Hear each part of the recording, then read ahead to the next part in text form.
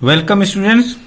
आज applied phase 2 की class में चैप्टर 9 डिजिटल सर्किट्स यानी डिजिटल परिपथ, ये सिलेबस केवल टीटी और टीसी ब्रांचेस के लिए है, जिसमें पुराना सेमेस्टर सिस्टम यानी ओल्ड सेमेस्टर सिस्टम लागू है जो 2016 से लागू हुआ था। तो ये टीटी और टीसी ब्रांचेस के लिए ही है, टेक्सटाइल टेक्नोलॉजी और टेक्सटाइल केमिस्ट्री। और सब ब्रांचेस के लिए ये सिलेबस नहीं है, तो वो इस चैप्टर की स्टडी नहीं करेंगे। तो आइए पहला क्वेश्चन देखते हैं इस चैप्टर 9 का, डिजिटल सर्किट्स में। नंबर सिस्टम इज, संख्या पद्धति है, तो संख्या पद्धति कौन कौन सी है इसके देखना है हमें। डेसिमल सिस्टम, दशमलव पद्धति, बाइनरी सिस्टम, द्विआधारीय पद्धति या प्रणाली, ऑक्टल सिस्टम भी है, हेक्साडेसिमल सिस्टम भी होता है। तो इस तरह से ऑल ऑफ एबव, ये चारों जो दिए गए हैं ये क्या है, सभी नंबर सिस्टम है, सभी संख्या पद्धति हैं, बिल्कुल हैं। डेसिमल संख्या में क्या करते हैं, 0 से लेके 9 तक के अंकों को इस्तेमाल करते हैं और टोटल 10 अंक होते हैं। बाइनरी सिस्टम में 0 और 1 को ही इस्तेमाल करते हैं, तो टोटल 2 अंक हो गए, तो इसका बेस 2 हो गया। ऑक्टल सिस्टम में 0 to 7, तो कितने अंक हो गए, 8 अंक, ये ऑक्टल सिस्टम कहलाता है। हेक्साडेसिमल, इसमें 0 to 9 और इसके बाद 6 संख्याएं ABCD से लेकर E तक, F तक, तो ये 16 नंबर्स हो गए। इनकी मदद से हेक्साडेसिमल प्रणाली रिप्रेजेंट की जाती है। तो इस तरह से ये सभी हमारे नंबर सिस्टम या संख्या पद्धति हैं, जिसमें से डेसिमल और बाइनरी, इन्हीं की स्टडी करनी है हमें। Next question 2, decimal number system, the numbers are, दशमलव संख्या प्रणाली में संख्याएं होती हैं 0 और 1। 0 और 1 केवल बाइनरी नंबर में होती हैं, तो ये हमारा पहला ऑप्शन बाइनरी नंबर के लिए है। 0 to 9 ये डेसिमल के लिए है, तो यही करेक्ट ऑप्शन है, डेसिमल। और 0 to 7 ये ऑक्टल के लिए है, जिसमें 8 अंक होते हैं। 0 to 9 ABCDEF, तो ये हेक्साडेसिमल जिसमें 16 अंक होते हैं, तो हेक्साडेसिमल के लिए है। तो इस तरह से डेसिमल सिस्टम में 2 ही अंक होते हैं, 10 अंक होते हैं। 0 to 9 हमारे ये 10 नंबर्स होते हैं, किसमें, डेसिमल सिस्टम या दशमलव प्रणाली में। इसको हम बेस 10 या डी लिखते हैं, स्मॉल डी, तो दोनों से रिप्रेजेंट किया जाता है, कोई भी नंबर होगा हमारा decimal number. Third question, binary number system consist of numbers, द्विआधारी संख्या प्रणाली में संख्याएं होती हैं 0, 1 या 0 and 1, नन ऑफ एबव, तो दोनों संख्याएं होती हैं 0 and 1 हमारे बाइनरी सिस्टम में। तो बाइनरी सिस्टम में जो भी संख्याएं होती हैं वो 0, 1 के कॉम्बिनेशन से बनाई जाती हैं, इसमें केवल 2 ही संख्याएं होती हैं। फिर बाइनरी नंबर्स 0, 1 आर कॉल्ड, द्विआधारी संख्याएं जो कि 0 और 1 होती हैं ये कहलाती हैं। तो 0 और 1 क्या कहलाती हैं, बिट्स। 0 और 1 को बिट कहते हैं, और इनके समूह को हम बाइट, निबल या BYTE बाइट कहते हैं, जो मेमोरी में यूज होता है। बाइट, किलोबाइट, मेगाबाइट, ये यही बाइट है, यहाँ बेसिक यूनिट वो बिट से बनता है। तो 1 बाइट इज, 1 बाइट होता है, तो 1 बाइट कितने बिट के बराबर होता है ये देखते हैं। 1 byte is 8 bit, 1 byte is 8 bit. तो इस तरह से 1 बाइट में 8 बिट यानी 8 बिट होते हैं, या 2 बाइट या 2 निबल, तो इस तरह से 8 बिट या 2 निबल्स दोनों होते हैं। तो ये हमारा दोनों ऑप्शन सही हो गया, सी ऑप्शन इज करेक्ट, उपरोक्त दोनों। तो 8 अंक की कोई भी संख्या हमारा 1 बाइट कहलाती है, जैसे इस तरह की कोई भी संख्या हो जिसमें 8 बिट हो जाए, ये 6 बिट हो गया, ये 8 बिट हो गया, तो 8 बिट ये 1 बाइट के बराबर हो जाएगा। इस तरह से हम 1 बाइट लेते हैं, और इस 8 बिट में हमारे पास 2 निबल्स आ गए, पहला निबल ये हो गया, दूसरा ये हो गया। तो इस तरह से 2 निबल्स को मिलाकर 8 बिट हो गए और इस तरह से हमारी संख्या 1 बाइट हो गई। और 01 इटसेल्फ बिट कहलाते हैं। नेक्स्ट क्वेश्चन 6, 100 यानी 100 binary number least significant bit LSB is. संख्या, बाइनरी संख्या हमारा दिया हुआ है 100 में LSB या लीस्ट सिग्निफिकेंट बिट होता है। तो किसी भी बाइनरी नंबर में जो हमारा लीस्ट सिग्निफिकेंट बिट होता है वो सबसे लास्ट वाला अंक होता है, इसे LSB या लीस्ट सिग्निफिकेंट बिट कहते हैं। तो सबसे लास्ट वाला अंक देखेंगे LSB होता है, तो यहां पर लास्ट अंक हमारा 0 है बाइनरी नंबर में, तो इस तरह से ये 0 LSB है। तो इस तरह से बी ऑप्शन हमारा करेक्ट है। अब हम नेक्स्ट क्वेश्चन देखते हैं। In binary number 100 most significant bit MSB is. संख्या 100 में MSB होता है। तो ये बाइनरी नंबर दी गई है, तो बाइनरी नंबर में जो MSB है इसमें जो सबसे पहला अंक होगा वही हमारा MSB होता है। तो ये 1 MSB हो गया और 0 LSB, least significant bit, most significant bit. तो यहां पर 1 ऑप्शन करेक्ट हो गया। तो सबसे पहला अंक हमारा क्या कहलाता है MSB और सबसे अंतिम अंक कहलाता है LSB, क्योंकि इसका महत्व सबसे कम होता है लीस्ट सिग्निफिकेंट बिट, और पहले वाले अंक का महत्व सबसे अधिक होता है, तो ये मोस्ट सिग्निफिकेंट बिट कहलाता है। क्वेश्चन 8, बाइनरी नंबर 1011 और इसमें बेस 2 लगा देंगे तो हम समझेंगे कि ये बाइनरी नंबर है, या बेस B लगा देंगे तब भी बाइनरी नंबर कहलाता है। इज इक्विवेलेंट टू, यानी बाइनरी संख्या को ये जो दी गई है इस संख्या का तुल्य है। तो इस संख्या का तुल्य निकालने के लिए हम क्या करते हैं, पहले संख्या लिखते हैं और इसके करेस्पॉन्डिंग अंक को हम क्या करते हैं 2 की पावर 0, 2 की पावर 1, 2 की पावर 2, 2 की पावर 3, इन सब से मल्टीप्लाई करके ऐड कर लेते हैं। तो इसमें क्या करेंगे 1 इंटू 2 की पावर 3, 0 इंटू 2 की पावर 2 प्लस 1 इंटू 2 की पावर 1 प्लस 1 इंटू 2 की पावर 0। इस तरह से सारे मल्टीप्लिकेशन हो गए करेस्पॉन्डिंग अंक में, और फिर 2 की पावर 0 1 होती है, किसी भी संख्या की पावर 0 1 होती है। तो इस तरह से ये पहला 8 आया, ये 0 आ गया, ये 2 आया, 2 की पावर 1 है तो ये 2 आ गया, 2 की पावर 0 1 हो गया। इस तरह से सबका सम करेंगे तो ये 11 हो गया। तो 11 डेसिमल में हो गया, यानी बेस 10 में, या 11D, D का मतलब डेसिमल। तो इस तरह से कौन सा ऑप्शन सही है, B।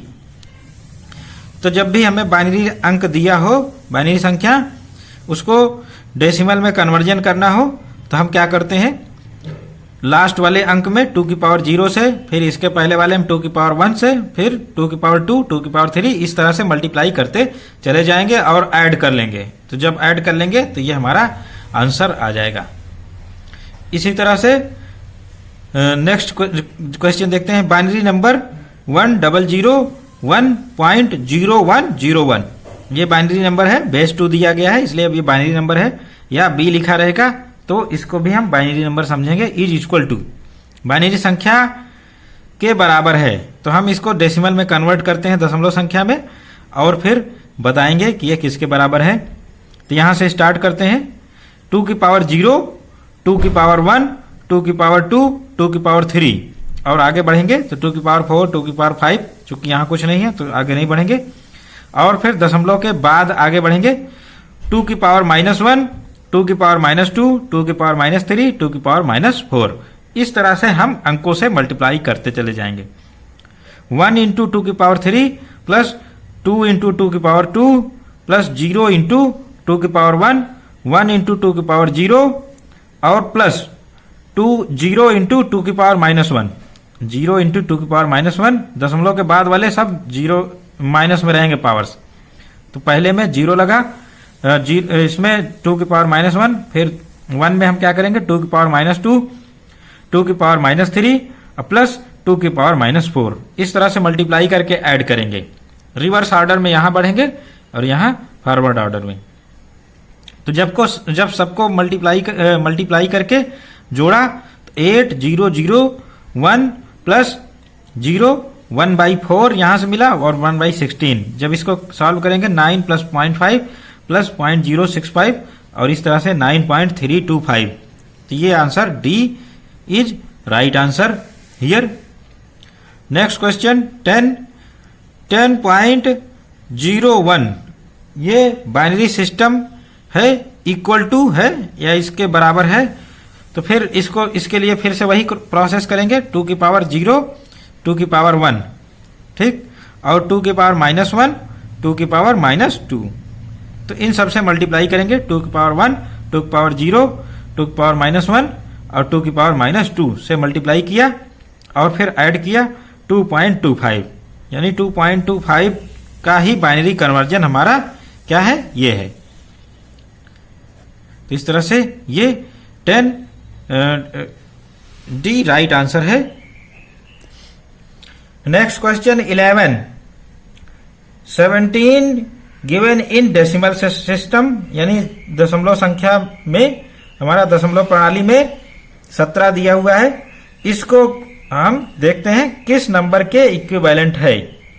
तो ये बाइनरी नंबर दिया हुआ है, तो हमें बाइनरी कन्वर्जन करना पड़ेगा 17 का बाइनरी कन्वर्जन करने के लिए हम क्या करेंगे, इसको बार बार 2 से भाग देंगे। तो पहली बार भाग दिया तो ये 8 टाइम्स गया और 1 शेष बचा या रिमाइंडर। तो रिमाइंडर को यहां लिखेंगे शेष। 2 को 17 में डिवाइड किया और फिर 8 टाइम्स गया और 1 क्या हुआ, शेष बचा। फिर अब 8 को डिवाइड करेंगे। 8 को डिवाइड किया, 4 टाइम्स गया और ये फुल्ली कट गया, तो इसलिए शेष 0 हो गया। अब 4 को डिवाइड करेंगे। 4 को 2 से डिवाइड किया तो 2 आया और इस बार भी शेष या रिमाइंडर 0 आया। अब 2 को डिवाइड करेंगे।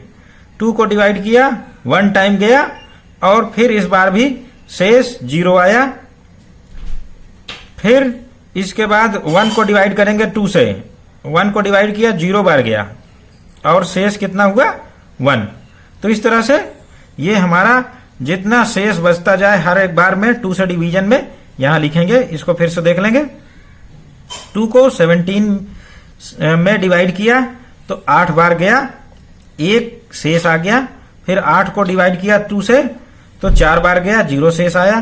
फिर 2 से डिवाइड करेंगे 4 में तो फिर ये क्या होगा, 2 बार गया और शेष 0 बचा। फिर 2 को डिवाइड करेंगे 2 से, 1 बार गया, शेष 0 बचा और फिर 1 बचा। तो 1 को क्या करेंगे, 2 से डिवाइड किया, 0 बार गया और शेष 1 ही बचा। तो इस तरह से ये हमारे रिमाइंडर्स आ गए। अब इनको उल्टे क्रम में लिखेंगे। ये हमारा MSB हो गया नीचे से और ये LSB। तो इस तरह से 1 0 0 0 1। तो ये हमारी संख्या हो गई। हमेशा ध्यान रखेंगे हम उल्टे ऑर्डर में लिखेंगे। तो इस तरह से जो 2 के डिवीजन से हमारा अंकों का क्रम मिला, इसके उल्टे ऑर्डर में यहां से स्टार्ट करके उल्टे ऑर्डर में संख्या लिखेंगे तो ये हमारी बाइनरी नंबर आ जाएगी। ये कौन सा सही है, ऑप्शन सी। तो यहां पर सी करेक्ट ऑप्शन है। फिर इसी तरह से हम देखते हैं 40, ये डेसिमल में दिया है दशमलव सिस्टम में। इसका बाइनरी संख्या क्या होगी, तो हम 40 को 2 से डिवाइड करेंगे। 40 को 2 से डिवाइड किया, 20 टाइम्स गया और रिमाइंडर कितना आया, 0। फिर 2 से डिवाइड किया, 10 टाइम्स गया, रिमाइंडर 0। रिमाइंडर को हम उसी के सामने लिखेंगे जितनी बार गया, नहीं तो कंफ्यूजन आएगा। फिर 2 से डिवाइड किया, 5 टाइम्स गया, अब 5 के सामने रिमाइंडर लिखेंगे 0 ही। फिर 2 से डिवाइड करेंगे 5 को, 2 टाइम्स गया, अब की बार रिमाइंडर 1 बचा। फिर 2 से डिवाइड किया, 1 बार गया, रिमाइंडर यानी शेष 0 बचा। फिर क्या करेंगे, 2 से डिवाइड किया, 0 बार गया और शेष 1। तो इस तरह से ये MSB और ऊपर वाला LSB।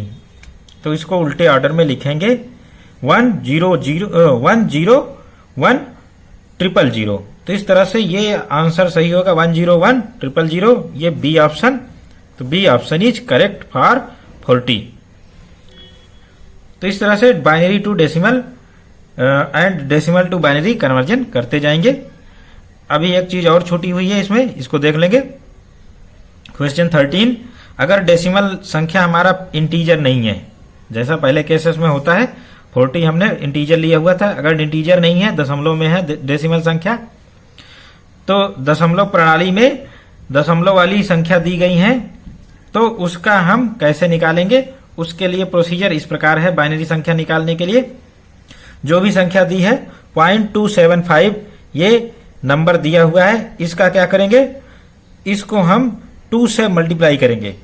2 से मल्टीप्लाई किया तो क्या आ गया? 0.550 और इसके साथ कैरी ओवर लिखेंगे, यानी इसके साथ पूर्णांक कितना है? यहां 0 लगाएंगे, पूर्णांक 0 ही है तो ये उतार लेंगे पूर्णांक 0। फिर 0.55 यहां जो बचा है उसको हम 2 से फिर से मल्टीप्लाई करेंगे 1.10। तो इसमें पूर्णांक कितना है? कैरी ओवर 1 है, इस 1 को यहां पर लिया, बाकी टर्म इसको फिर से यहां ले आएंगे 0.10। अब इसको 2 से मल्टीप्लाई किया 0.2 कैरी ओवर 0, यानी पूर्णांक इसके साथ नहीं है। फिर 0.2 यहां ले आएंगे, इसको फिर 2 से मल्टीप्लाई करेंगे 0.4, फिर इसके साथ पूर्णांक नहीं है 0 लिखेंगे और 0.4 को 2 से मल्टीप्लाई किया 0.8 आ गया। फिर पूर्णांक नहीं है, फिर 0 लिखेंगे, 0.8 को फिर 2 से मल्टीप्लाई करेंगे 1.6, अब की बार 1.6 आ गया और इसके साथ कैरी ओवर है तो कैरी ओवर यहां लिख लिया और बाकी जो बची हुई संख्या है 0.6 इसको यहां लिख के 2 से मल्टीप्लाई करेंगे, तो 2 से मल्टीप्लाई किया 1.2, तो 1.20 ये हमारा इसमें कैरी ओवर कितना आ गया? 1 और जो संख्या आ गई 0.20, ये संख्या यही आ गई। तो हम कितनी बार मल्टीप्लाई करते चले जाएं, ये साइकिल रिपीट होता चला जाएगा। ठीक, तो हम यहीं पर रुक जाएंगे। अब संख्या को सीधे ऑर्डर में लिखेंगे, उल्टे ऑर्डर में नहीं लिखेंगे, सीधे ऑर्डर में। ये MSB हो गया, ये LSB, तो सीधे ऑर्डर में लिख दिया हमने। तो कौन सी संख्या मिलेगी? पॉइंट लगा के लिखेंगे 0.0 1 000 11, यही हमारी बाइनरी नंबर मिलेगी। तो ये कौन सी संख्या है? 0.01 000, तो ये सी ऑप्शन सही है। तो इस तरह से हम ऐसी संख्याएं दशमलव प्रणाली वाली जिसमें डेसिमल लगा है या दशमलव लगा है उसका बाइनरी कन्वर्जन इजीली कर सकते हैं। अब ये एग्जांपल देख लेते हैं। इस एग्जांपल में क्या है? 0.375D, इसका क्या करना है? बाइनरी कन्वर्जन करना है। 0.375 इसको 2 से मल्टीप्लाई किया, कितना आ गया? 0.75 कैरी ओवर, पूर्णांक कितना है इसमें? पूर्णांक कुछ नहीं है तो 0 लिख लेंगे। ठीक, अब 0.75 को 2 से मल्टीप्लाई किया, कितना आ गया? 1.5, पूर्णांक कितना है? 1 आ गया, अब की बार पूर्णांक आया है तो हम इसको लिखेंगे कैरी ओवर 1 हो गया, बची हुई संख्या 0.5 को 2 से मल्टीप्लाई किया, कितना आ गया? 1, और इसमें पूर्णांक कितना आ गया? 1। अब बाकी चीज 0 है तो यहीं पर रुक जाएंगे। ठीक, जहां 0 आ जाए वहां हम रुक जाएंगे, अब आगे नहीं बढ़ेंगे। अब 0 से मल्टीप्लाई करो, 0 ही आता जाएगा तो कोई दिक्कत नहीं। अब ये MSB हो गया और नीचे वाला LSB। ठीक, तो LSB, तो इस तरह से हम संख्या सीधे ऑर्डर में लिखेंगे 0.011 और ये हमारा बाइनरी नंबर आ गया। कौन सा आंसर सही है? 0.011, आंसर सी इज करेक्ट। तो इसी तरह से 2 से मल्टीप्लाई करते हुए हम बार बार ये चीज ड्राइव कर सकते हैं। अब नेक्स्ट क्वेश्चन 15, 11.375 ये डेसिमल नंबर है, दशमलव प्रणाली में संख्या है, इसको बाइनरी कन्वर्जन करना है। तो ऐसी संख्या को हम अलग अलग कन्वर्जन करते हैं। पहले 11 का बाइनरी कन्वर्जन करेंगे, तो 11 का करेंगे, 11 को 2 से डिवाइड करेंगे, 5 टाइम्स गया, शेष कितना आया? 1। फिर 2 से डिवाइड किया, 2 बार गया, शेष 1। फिर 2 से डिवाइड किया, 1 बार गया, शेष 0, और 2 से डिवाइड किया, 0 बार गया, शेष 1। इसमें उल्टे ऑर्डर में लिखते हैं तो ये कितना हो गया? 1.01। ये किसके बराबर हो गया? 11 के। ठीक, तो 11 डेसिमल के बराबर हमारा ये बाइनरी कन्वर्जन हो गया 1011। और फिर 0.375 इसका बाइनरी कन्वर्जन करना पड़ेगा इस डेसिमल का। तो दशमलव का अलग करेंगे हम बाइनरी कन्वर्जन, और पूर्णांक वाली संख्या का अलग करेंगे, और फिर बाद में एक साथ कर देंगे। तो इसका बाइनरी कन्वर्जन अभी कराया गया था, फिर से देख लें। 2 से मल्टीप्लाई किया 0.75 आ गया। कैरी ओवर, इसके साथ इंटीजर जो पूर्णांक है वो 0 ही रहा, तो यहां पर पूर्णांक लिखेंगे 0.75। 2 से मल्टीप्लाई किया 1.5, पूर्णांक 1 हो गया 0.5 को 2 से मल्टीप्लाई किया, 1 को इधर लिख दिया तो इसलिए 0.5 यहां ले आएंगे। 0.5 को 2 से मल्टीप्लाई किया 1.0, यानी 1 आ गया, पूर्णांक 1 हो गया और 0 आ गया, तो यहीं पर ब्रेक कर देंगे और अब की बार सीधे ऑर्डर में लिखेंगे, दशमलव के वाली संख्या सीधे ऑर्डर में। तो ये 0.011 ये हमारा बाइनरी संख्या आ गई। तो इस तरह से ओवरऑल कितनी आ गई 11.375। इस डेसिमल का बाइनरी क्या हो गया, इसको तो लिखेंगे ही 1.01 और फिर इसके बाद इसको भी लिख देंगे 0.011। तो ये हमारा बाइनरी कन्वर्जन हो गया, बाइनरी संख्या हो गई। कौन सा सही है? Answer C, option C is correct option here. तो इस तरह से 01 हमारे बिट्स कहलाते हैं। 01 कभी लो और हाई भी कह देते हैं। 1 को हम हाई वोल्टेज कह देते हैं और 0 को लो वोल्टेज। तो डिजिटल सर्किट में यही समझा जाता है, 0 हमारा लो वोल्टेज और 1 हाई वोल्टेज।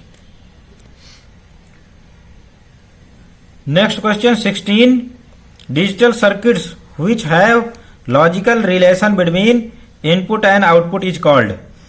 डिजिटल परिपथ जिनके निवेशी तथा निर्गत के बीच तार्किक संबंध होता है कहलाते हैं।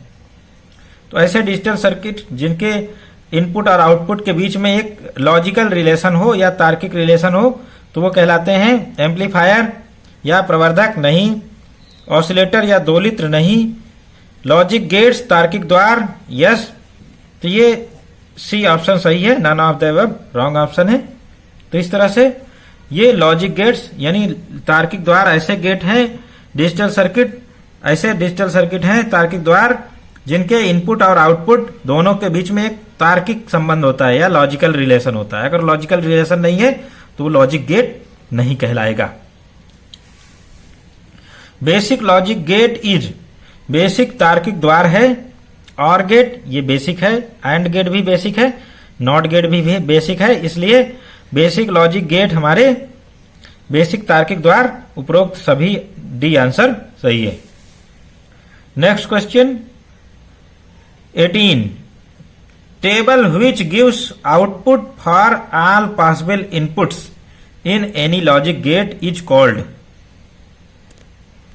वह सारणी जो किसी तार्किक द्वार के सभी संभावित निवेशी के लिए निर्गत का मान देता है। तो मैक्सिमम ऑल पॉसिबल इनपुट्स के लिए जो आउटपुट दे टेबल वो कहलाता है इनपुट टेबल निवेशी सारणी, आउटपुट टेबल निर्गत सारणी, ट्रूथ टेबल सत्यता सारणी, D none of above.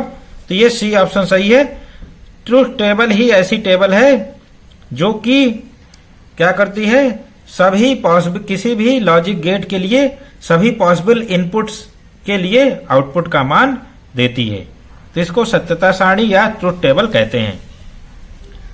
Question 19, ये जो दिखाया गया है गेट, इसमें 2 इनपुट है और गेट जो है वो थोड़ा सा बेंड है और इसका एक आउटपुट है। तो ये सिंबल ऑफ गेट, गेट का संकेत है। तो इस तरह का जो संकेत है ये or gate, and gate, not gate, all of above, तो ये और गेट का सिंबल होता है। तो और गेट का सिंबल जो होता है उसमें ये जो हमारा है ये कर्व्ड लाइन रहेगी और ये भी इसका कर्व्ड ही रहेगा और इस तरह से 2 इनपुट और एक आउटपुट वाला और गेट होता है। और इसको आउटपुट को हम a प्लस बी लिखते हैं और पढ़ते क्या है ए आर बी, ए अथवा बी। तो ए अथवा बी में से जो भी बड़ा होगा या ट्रू होगा उसको हम लिखेंगे।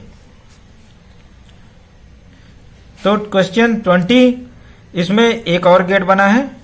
क्वेश्चन 20 में गेट बना है जिसमें 2 इनपुट और आउटपुट, बीच का ये हिस्सा सेमी सर्कुलर बना है।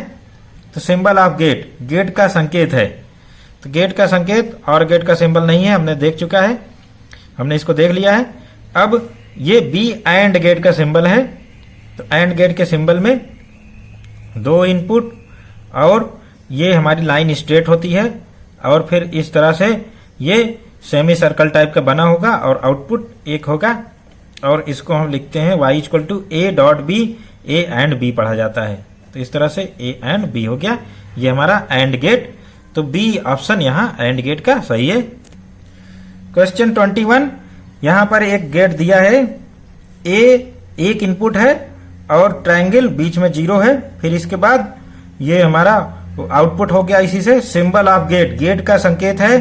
तो ये और गेट नहीं है, एंड गेट भी नहीं है, ये नॉट गेट है। तो नॉट गेट हमारा कंसिस्ट होता है, एक ट्रायंगल से दर्शाते हैं और ट्रायंगल के बाद 0 जरूर लगाते हैं।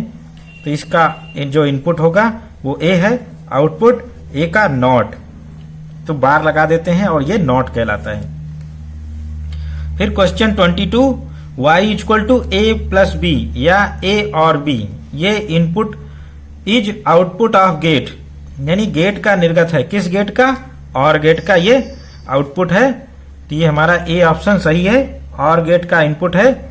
तो y equal to A plus B लिखें या ए अथवा बी लिखें। तो ये और गेट का हमारा क्या हो गया? आउटपुट।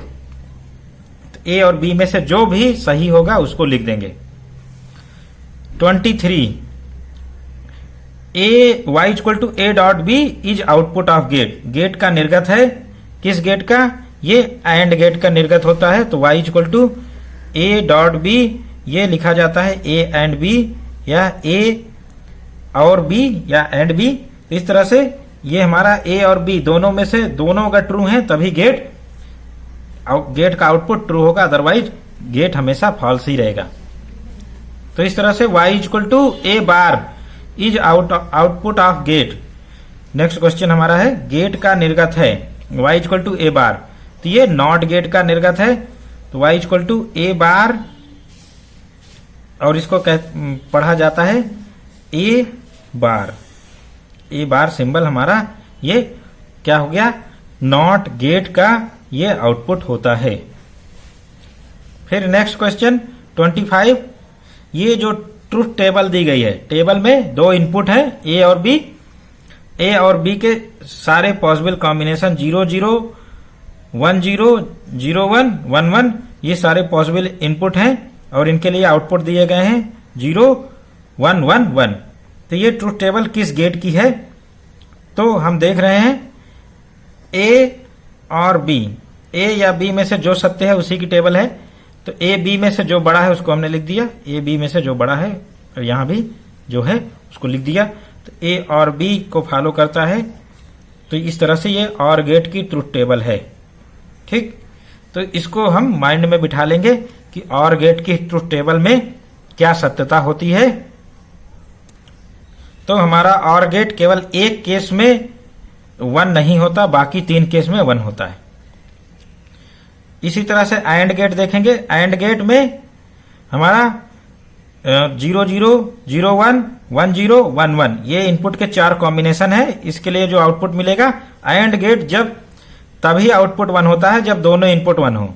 तो दोनों इनपुट लास्ट केस में 1 है, तभी इसका आउटपुट 1 हो गया। तो इस तरह से ये हमारा एंड गेट हो गया।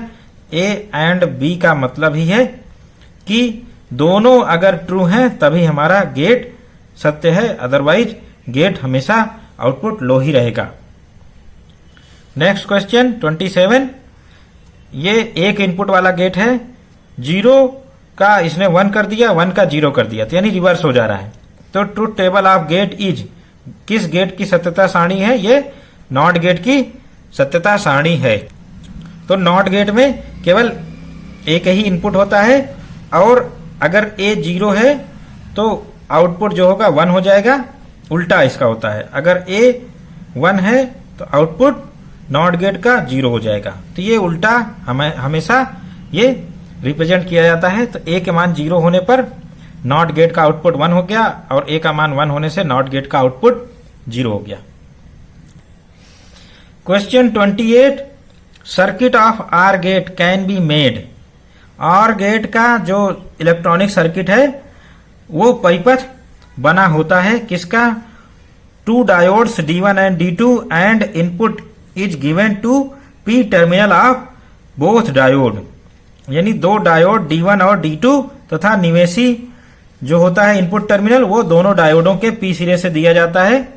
तो ये ऑप्शन सही है। दूसरा ऑप्शन भी देख लेते हैं। 2 diodes D1 and D2 and input given to N terminal of both diode. यानी दोनों डायोड D1 और D2 और जो इनपुट है दोनों डायोडों के एन सिरे से दिया जाता है। तो ये रॉन्ग है। तो इस तरह से ऑल ऑफ एबव रॉन्ग हो गया, none of above. A option is correct answer.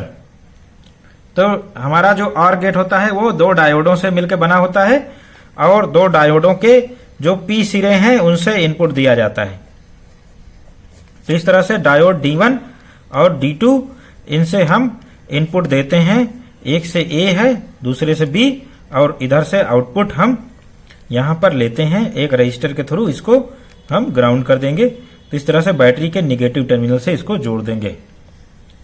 तो ये हमारा ऑर गेट तैयार हो गया। इसको हम 2 डायोड की मदद से बनाते हैं जिसके P सिरे हम P सिरे पर इनपुट देते हैं। ठीक, तो इस तरह से ए ऑप्शन यहां पर करेक्ट हो गया। इसी तरह से नेक्स्ट क्वेश्चन को दिमाग में बैठा लेंगे। Circuit of and gate can be made. And gate का परिपथ होता है। तो पहला ऑप्शन हम देख चुके हैं। 2 diode D1 and D2 input is given to P terminal of both diode. यानी 2 डायोड D1 और D2 और निवेशी दोनों डायोडों के P सिरे से दिया जाता है। ये आंसर केवल आर गेट के लिए सत्य है, एंड गेट के लिए नहीं। तो 2 diode D1 and D2 and input is given to N terminal of both diode. यानी 2 डायोड D1 और D2 जिनके निवेशी दोनों डायोडों एन सिरे से दिया जाता है। तो ये ऑप्शन बी राइट है। तो यहां पर 2 डायोड जिनके हम इनपुट एन टर्मिनल से देंगे। तो इस तरह से P टर्मिनल हमारा कॉमन हो गया और इसी से आउटपुट मेजर होगा। ठीक, यहां जो बैटरी लगाएंगे इसका पॉजिटिव टर्मिनल इधर होगा और नेगेटिव टर्मिनल ग्राउंड करेंगे। ठीक, तो इस तरह से 2 डायोडों की मदद से हमारा क्या बन गया? And gate.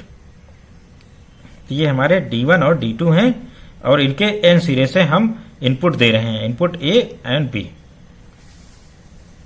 तो ये बी ऑप्शन हमारा करेक्ट है। Circuit of not gate can be made. Not gate का परिपथ बनाया जाता है तो 2 डायोडों की मदद से नहीं बनाया जाता है। Circuit of not gate transistor का कॉमन एमीटर कॉन्फ़िगरेशन से बनता है।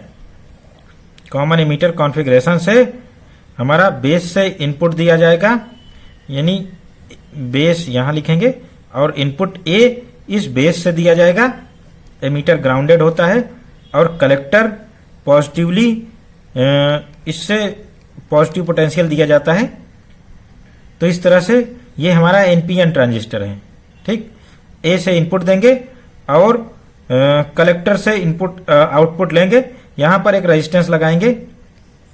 ये रेजिस्टेंस हो गया कलेक्टर में और कलेक्टर के यहां से रेजिस्टेंस से पहले कलेक्टर टर्मिनल से ही आउटपुट वाई लेंगे जो कि ए बार मिलेगा।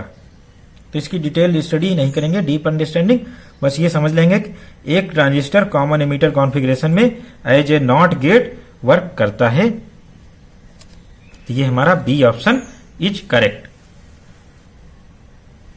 Question 31, the gate by which any gate or basic gates can be prepared is called. वह गेट जिससे बेसिक गेट्स बनाए जाते हैं कहलाता है। Or gate, and gate, not gate ये तो बेसिक गेट हैं। इनसे क्या करेंगे? बेसिक गेट से ही बेसिक गेट नहीं बनाएंगे।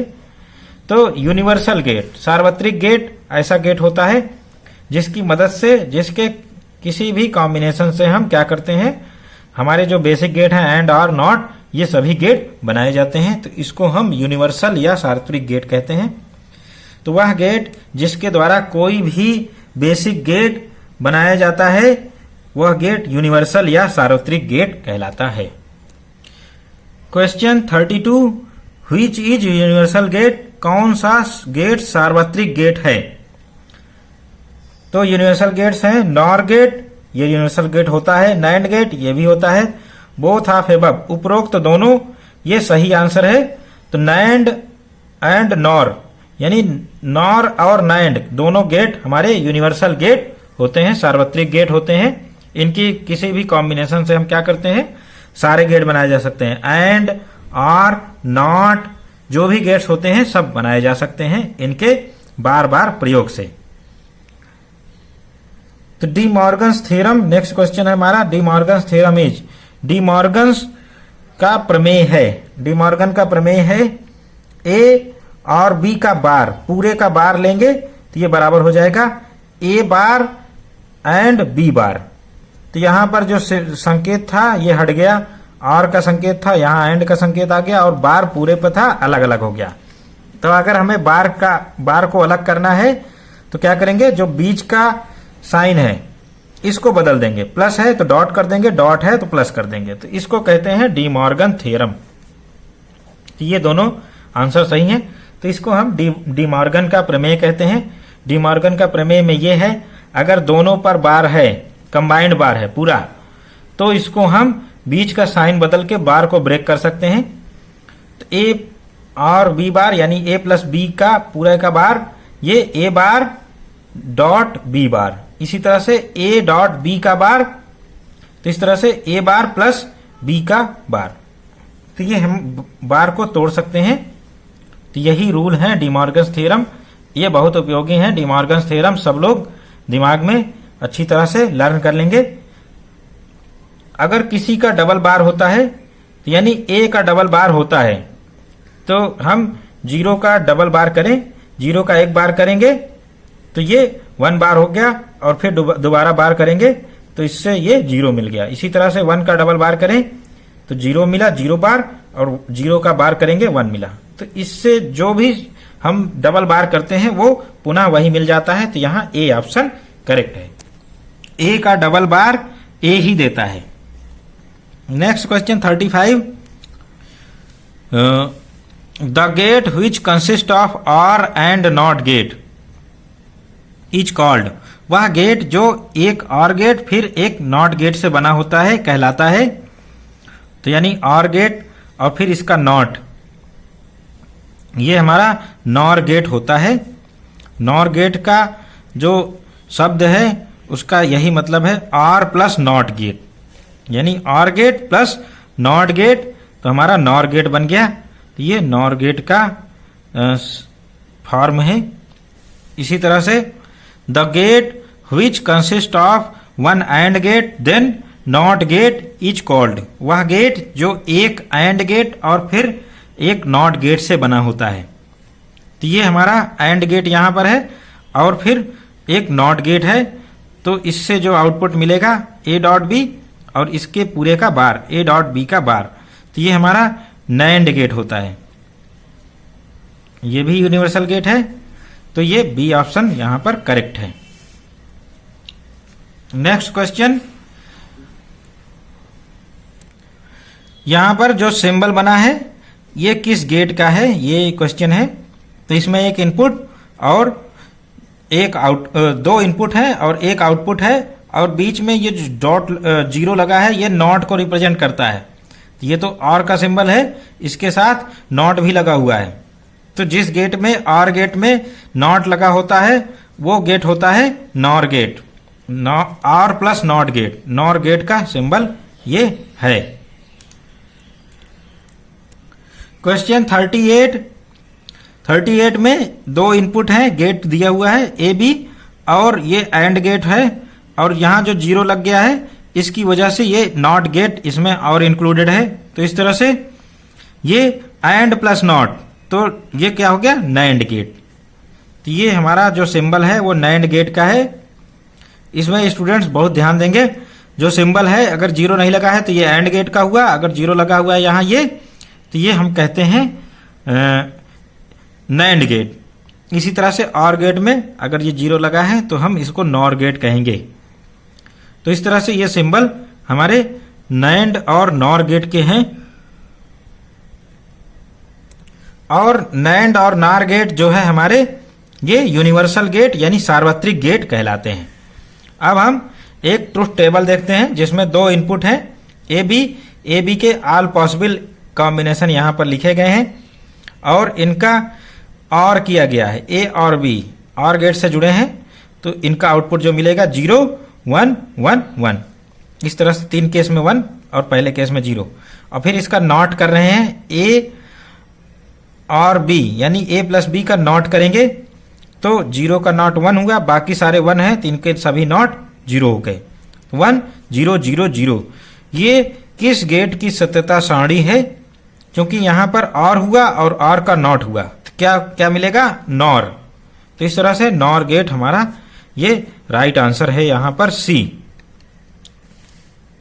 तो ये नॉर गेट की सत्यता सारणी थी। अब हम नेक्स्ट क्वेश्चन देखते हैं 40 बिल्कुल उसी तरह से है। दो इनपुट हैं ए बी और इनको एंड गेट से जोड़ेंगे तो ये 3 केस में 0 मिल गए, लास्ट केस में 1 और इसका नॉट करेंगे। ये जो आउटपुट मिला इसका नॉट करेंगे तो क्या मिला? 3 केस में 0 था तो तीनों केस में 1 मिल गया नॉट करने पर और 1 का नॉट करने पर ये 0 हो गया। तो इस तरह से ये जो गेट है ये किस गेट की सत्यता सारणी है? तो ये है हमारा एंड और उसका नॉट। तो एंड का नॉट किया हमने तो नैंड गेट हो गया। स्टूडेंट्स ये बीच वाली जो है ये समझने के लिए दिया जा रहा है, एक्चुअल में ये सब इस तरह से क्वेश्चन नहीं दिए जाते। ए बी और सीधे आउटपुट दे देगा, हमें पहचानना है कि कौन सा गेट है। अगर ऊपर 0 है तो ये क्या हुआ? हमारा एंड या और गेट हो सकता है। अगर ऊपर 1 हो गया दोनों केसेस में जैसे यहां पर है तो नैंड और नॉर गेट हो सकता है। तो इसमें से हम देखेंगे कौन सा गेट है। फिर नेक्स्ट क्वेश्चन 41 में दो गेट्स हैं जिनके हम इनपुट देख रहे हैं ए बी और सी डी। ये हमारा एंड गेट है, ये कौन सा गेट है? Or gate. तो यहां पर जो इनपुट मिलेगा आउटपुट मिलेगा ए एंड बी मिल गया यानी ए डॉट बी। यहां क्या मिलेगा? और से मिलेगा तो सी प्लस डी। अब इसको जब अप्लाई करेंगे तो ये कौन सा गेट हो गया? NAND gate. तो नैंड गेट्स का आउटपुट जो मिलेगा तो पहला इनपुट हमारा ए डॉट बी हो गया, दूसरा इनपुट एंड से जुड़ेगा क्योंकि नैंड गेट है तो एंड से जोड़ेंगे सी प्लस डी और पूरे का बार लगा देंगे। तो ये हमारा आउटपुट मिल गया। ये आउटपुट किस में है? देखते हैं कि ये 4th ऑप्शन डी इसके लिए है। तो ये आउटपुट हमारा हो गया। इसको हम डी मॉर्गन्स थ्योरम से सेपरेट कर सकते हैं। तो यहां से बार से टूटेगा और बीच में प्लस का साइन लगेगा, A dot B plus C plus D का बार। तो इस तरह से डी मॉर्गन्स थ्योरम से हमने इसको ब्रेक कर दिया। नेक्स्ट क्वेश्चन 42 इसमें दो गेट है हमारे, ये नॉर गेट है और ये नैंड गेट है।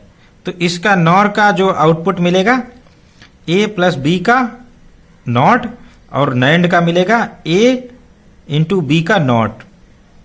तो इस तरह से ये दोनों इनपुट अप्लाई होंगे। तो यहां पर आउटपुट क्या मिलेगा?